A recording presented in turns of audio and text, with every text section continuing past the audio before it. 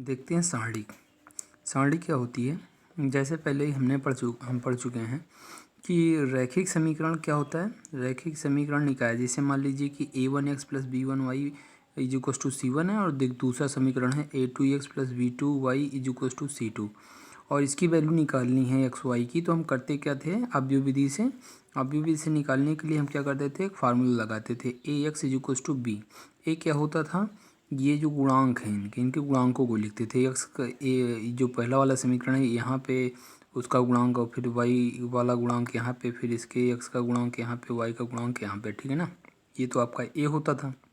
X क्या होता था, जो वेरिएबल होता था यक्स, और ये वाई जो था ये वेरिएबल, यक्स वाई यहाँ पे वेरिएबल थे, तो यहाँ पे ये आपका क्या हो जाएगा, यक्स वाई। और भी क्या होता था, जो इक्वल्स टू बाद में दिया जाता था, यहाँ पे बाद में जो दिया गया है, ठीक है ना। तो इस समीकरण निकाय का एक अद्वितीय हल होगा, ठीक है ना। कब होगा अद्वितीय हल, जब a1 और b2 का मल्टीप्लाई माइनस में b1 और a2 का मल्टीप्लाई, इन दोनों का मल्टीप्लाई जब घटाते हैं, इतना माइनस इतना करते हैं, और ये अगर जीरो के बराबर नहीं आता है, it does not equal to zero, तो हम कहते थे कि इस समीकरण का क्या हल एकदम अद्वितीय है, मतलब केवल और केवल एक हल आएगा, ठीक है ना। तो ये कंडीशन होती थी किसकी, वर्ग आव्यूह की। तो हम ये कह सकते हैं कि किसी भी वर्ग आव्यूह को हम सारणी की तरह प्रयोग कर सकते हैं। तो वर्ग आव्यूह क्या होता है, जिसमें 2x2 की मैट्रिक्स हो, जिसमें दोनों जो क्या कहते हैं यम और यन दोनों कोटियां हैं, वो रोज़ और कॉलम जो होते थे वो इक्वल होने चाहिए, ठीक है। के संख्या समीकरण की अद्वितीयता के लिए हमें एक संख्या ये प्राप्त होती थी, ठीक है ना। ये जो था ये प्राप्त होती थी, जिसे आव्यूह ए का सारणिक कहते हैं, और इसी को क्या कहते हैं, आव्यूह ए, इस वाले आव्यूह का सारणिक कहते हैं, ठीक है ना। अच्छा, सारणिक जो होता है, यहाँ पे हम आव्यूह के लिए तो कोष्ठक बनाते थे, लेकिन सारणिक के लिए क्या, एक लाइन पूरी की पूरी लाइन बनाते हैं, ठीक है ना। और इसे मॉड ऑफ ए, इसे मॉड बोल सकते हैं, और इसे ये होता है डिटर्मिनेंट ऑफ ए इसे बोलते हैं, ठीक है ना।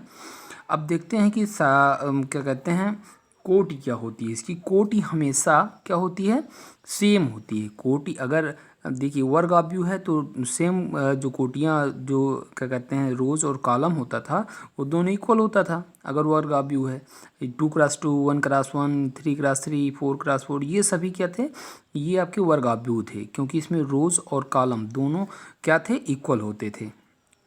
अब देखते हैं भिन्न कोटि के सारणिक एवं उनका विस्तार। जो कोटियों के आधार पे जो सारणिक बनते थे, वो कितने प्रकार के हो सकते हैं, और उनका विस्तार कैसे होता है। देखिए पहला, एक कोट के आव्यूह का सारणिक कैसे होता था। एक कोट के आव्यूह का सारणी का मतलब केवल उसमें एक एलिमेंट हो सकता है। क्यों, क्योंकि वर्ग होना चाहिए। तो वर्ग होने के लिए अब देखिए यहाँ पे अगर आपका रोज़ एक है तो कॉलम भी एक होना चाहिए। तो 1x1 मतलब केवल एक एलिमेंट होता है। मान लीजिए द्वितीय कोट के आव्यूह का सारणिक है, तो उसको, और इसका मान केवल यही होता है, ठीक है ना। अगर एक कोटि का है तो मान केवल यही होगा। अब द्वितीय कोटि का है तो 2x2 की मैट्रिक्स होनी चाहिए। तो यहाँ पे देखिए 2 रोज और 2 कॉलम हो गए। अब करते क्या, इसको हल कैसे करते हैं, इसका मल्टीप्लाई और इसका मल्टीप्लाई करते हैं।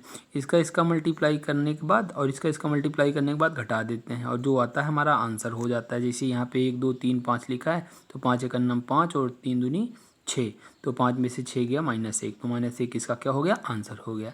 अब मान लीजिए तृतीय कोटि के आव्यूह का सारणिक आ गया, तो हम इसके लिए क्या करते हैं, तो इसके लिए हम देखिए सबसे पहले कि प्लस माइनस क्या होता है। यहाँ पे जो विस्तार करेंगे तो उसके चिन्ह कैसे बनते हैं या होते हैं। देखिए यहाँ पे सबसे पहला वाला जो a11 होता है ये प्लस होता है, पहले प्लस फिर माइनस फिर प्लस, फिर यहाँ पे ऐसे ऐसे चलते हैं, ऐसे जैसे सांप नहीं चलता वैसे। तो plus minus plus minus plus minus plus minus plus ऐसे करके। ये आपका 3x3 है। 4x4 होता है फिर भी ऐसे प्लस देखिए 4x4 में क्या होता है, ये देखिए ये आपका plus minus plus minus plus minus plus minus plus minus plus minus plus minus plus minus ऐसे चलता है, ठीक है। इसका विस्तार कैसे होता है, देखिए मान लीजिए कि यही एक आव्यूह है। इसको अच्छा आव्यूह को ऐसे त्रिभुज से या डिटरमिनेंट से हम प्रदर्शित करते हैं। अच्छा, त्रिभुज इसको हम डी से भी, कैपिटल डी से भी प्रदर्शित कर सकते हैं। अच्छा, इसको हम विस्तार कैसे कर सकते हैं? इसको हम 6 तरीके से विस्तार कर सकते हैं। कैसे? पहले तो हम इस पहले वाले रो के सापेक्ष विस्तार कर सकते हैं, फिर दूसरे वाले रो से, फिर तीसरे वाले रो से, फिर इसको पहले वाले कॉलम से, फिर दूसरे कॉलम से, फिर तीसरे कॉलम से। 6 प्रकार से इसका विस्तार किया जा सकता है। अगर रो से विस्तार करेंगे तो इसको हम पहले लिखेंगे और ये वाली लाइन छोड़ने के बाद इसका इससे मल्टीप्लाई करेंगे और फिर माइनस करेंगे, फिर इसका मल्टीप्लाई क्या करेंगे, घटा देंगे। फिर यहाँ पे ये वाला जो दूसरा है फिर ये माइनस में होगा, क्योंकि यहाँ पे जो ये था पहले प्लस था फिर माइनस था, क्योंकि इसी के सापेक्ष, रो के सापेक्ष हम विस्तार कर रहे हैं, पहली रो के सापेक्ष। ठीक है ना? तो इस वजह से अब ऐसे इसको करेंगे। मान लीजिए कॉलम के सापेक्ष अगर इसका हम विस्तार करें तो कैसे करेंगे?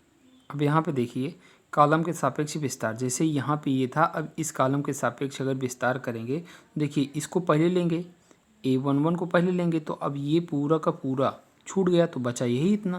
तो इसको कैसे करेंगे? B2 B3 और C2 C3 हो जाएगा।